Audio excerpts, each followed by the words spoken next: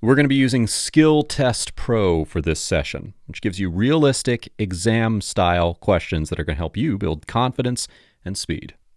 So, with all of that said, let's get started.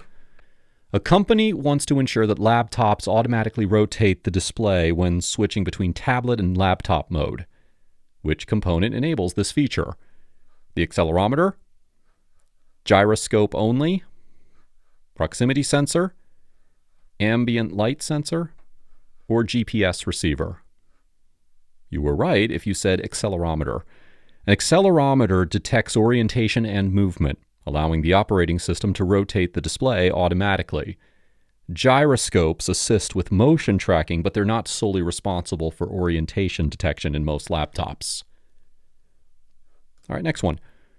A technician is diagnosing a system that shuts down abruptly with no warning. Event logs showed no errors prior to shutdown. What's the most likely cause? A faulty printer driver? A corrupt operating system? Incorrect time zone? A power supply failure?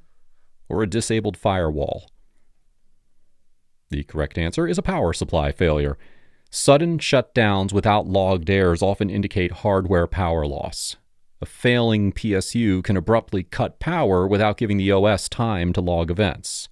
Software failures usually generate error messages or logs before shutdown. All right, next question.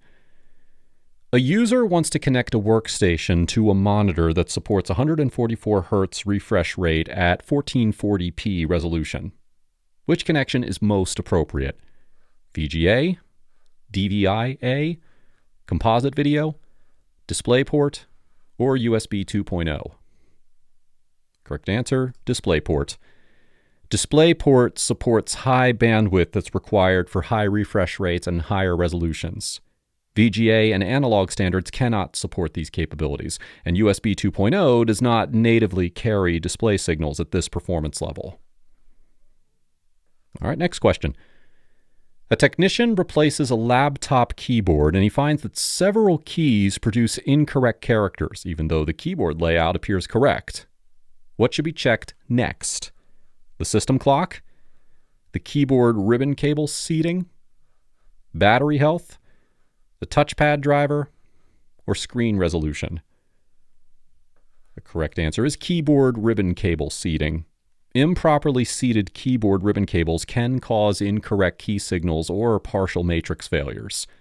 Software layout issues typically affect all keys consistently, whereas hardware connection problems can cause localized or inconsistent input errors.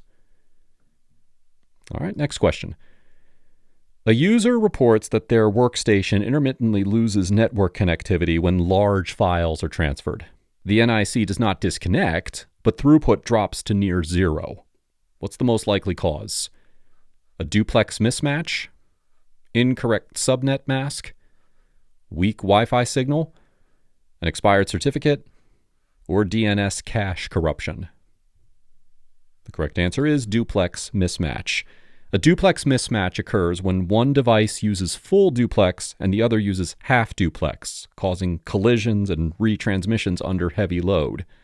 This results in severe throughput degradation without complete link loss. IP or DNS issues do not correlate with traffic volume in this way. All right, next question. A technician notices that a laptop's touchscreen registers touches inaccurately, especially near the edges. The display glass is intact. What's the most likely cause? A failing GPU? An incorrect display cable? Digitizer calibration issue? Low system RAM? Or BIOS corruption? Correct answer is digitizer calibration issue. Touch screens rely on digitizers in order to map physical touch to screen coordinates. If calibration drifts, well, then touch input becomes inaccurate despite intact hardware.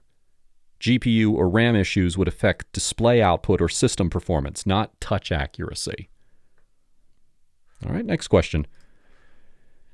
A desktop system uses RAID 0 across two identical drives. One drive fails unexpectedly. What's the immediate result? Reduced performance? Automatic rebuild? Read-only mode? Total data loss? or a single disk operation? The correct answer is total data loss. RAID 0 strips data across multiple drives without redundancy. When one drive fails, parts of every file are lost, making all data unrecoverable. RAID 0 improves performance, but it provides no fault tolerance. All right, next question. A technician must connect a workstation to a switch that's located 90 meters away while maintaining gigabit speeds. Which cable type is most appropriate? A Cat3 Ethernet, RG6 coaxial, fiber patch cable only, USB-C active cable, or Cat6 Ethernet? The correct answer is Cat6 Ethernet. Cat6 supports gigabit Ethernet at distances of up to 100 meters and provides better noise resistance than older standards. Cat3 does not support gigabit speeds, and coaxial or USB cables are not used for standard Ethernet networking at that distance. All right, let's keep moving. A user complains that their laptop display appears dim even at maximum brightness, but an external monitor connected via HDMI displays normally. What component is most likely failing? The GPU core, backlight or inverter circuit, system memory, display driver, or CMOS battery? The correct answer is backlight or inverter circuit. A dim internal display with a normal external display indicates that the GPU is functioning properly. The most common cause is a failing backlight or its power circuitry, which provides illumination for the LCD panel. Software drivers would affect both displays equally. Next question. A technician is repairing a modern laptop and needs to disconnect the battery before replacing internal components. But the battery is internal and not user removable. What should the technician do first to ensure safety? Disconnect the battery cable? Hold the power button for 30 seconds? Remove the SSD? Disable Wi-Fi and BIOS? Or remove the display cable? The correct answer is disconnect the battery cable. Internal laptop batteries continue supplying power even when the system's powered off.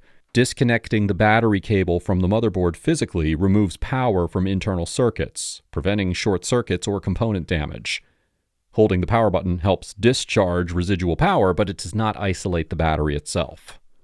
Great job, everybody, making it through this round of Core 1 practice questions. Remember, the key to passing the 220-1201 exam is repetition.